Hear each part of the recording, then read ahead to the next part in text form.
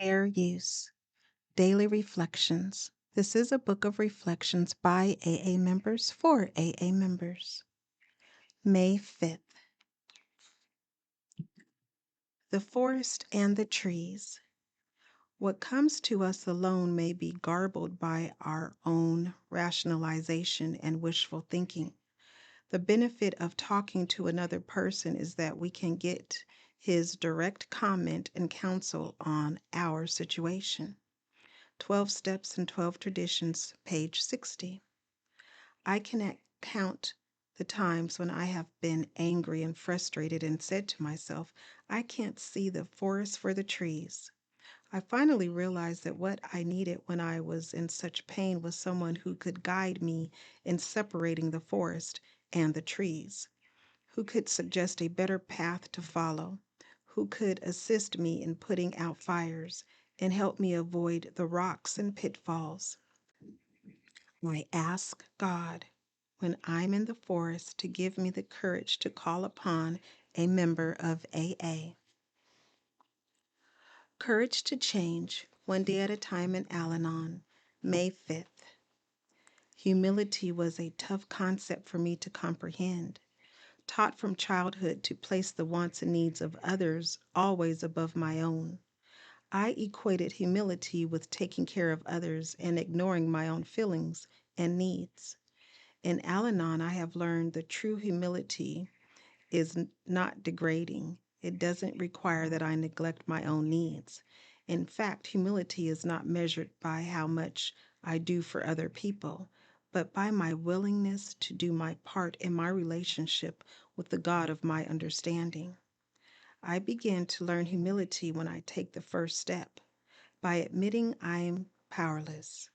I make room for the possibility that a power greater than myself can do all those things that are beyond my reach.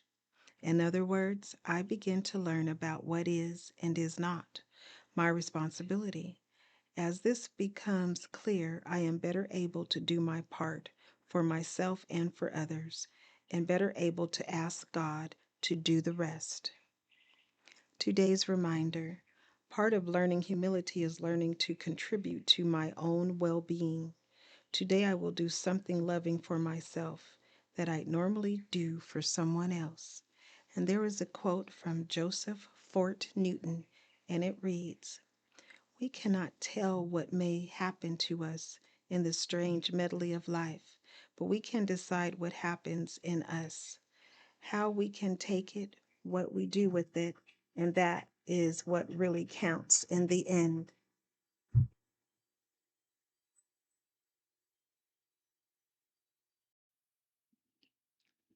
Just for today, daily meditations for recovering addicts, May 5th. Any lengths. I was ready to go to any lengths to stay clean. Basic text, page 132. Any lengths? Newcomers ask. What do you mean, any lengths? Looking back at our active addiction and the lengths we were willing to go to in order to stay high can help to explain. Were we willing to drive many miles to get drugs? Yes, we usually were. Then it makes sense that if we are as concerned about staying clean as we were about using, we will try anything to find a ride to a meeting.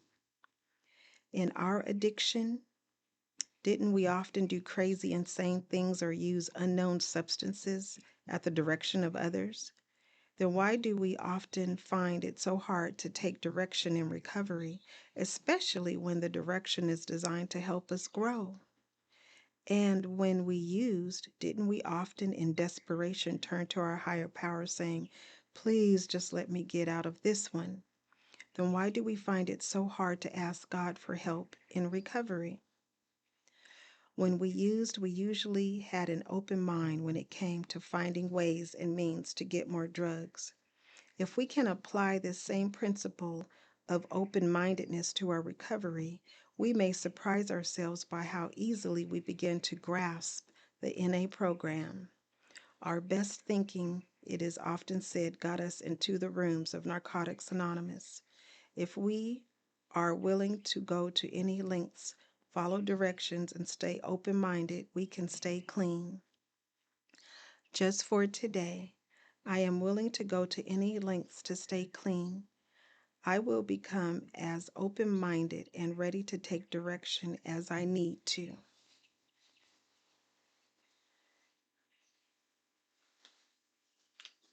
Today, Emotions Anonymous, May 5th.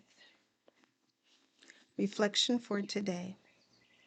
Although it is scary to risk being open and vulnerable, the person who is able to do so in a relationship has much to gain. The person who remains closed may feel in control, but this is only an illusion and can block the love needed for a meaningful existence. Each time we risk being open and vulnerable, we allow someone to truly know us. We open ourselves to the experience of feeling loved.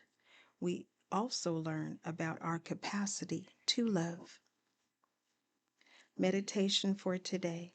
May I risk being open and gladly accept the gift of love. Today I will remember to be known is to be loved. Strengthening my recovery. Meditations for adults, children of alcoholics, dysfunctional families. May 5th. Sanity. One of the keys to being restored to sanity involves surrendering our need to harm ourselves or to run from our feelings. BRB, page 137. It is not sane to have a battle within ourselves to keep feelings from resurfacing. By running from our emotions, we lose out on the valuable lessons they may teach us. When we deny our stuffed feelings, they continue to hide just under the surface. They become jumbled and confusing and tend to come out with the slightest trigger. When feelings are experienced rather than denied, they lose their power. By learning to sit with our feelings and acknowledge them, we practice self-love. As we start to love ourselves more, we will want to harm ourselves less and begin to treat ourselves with genuine kindness and compassion. But we don't just stop the behavior of self-harm all at once. Part of the process is to surrender this need to our higher power, knowing that we will be shown how to love ourselves. Whether quickly or slowly, we come to have faith in the promises of ACA. The affirmation reads, "On this day, I will nurture myself by accepting my feelings as they arise, knowing they hold opportunities for me to grow and love myself more fully." Please like, subscribe, share, and most of all, be the you that you are created to be, one day at a time.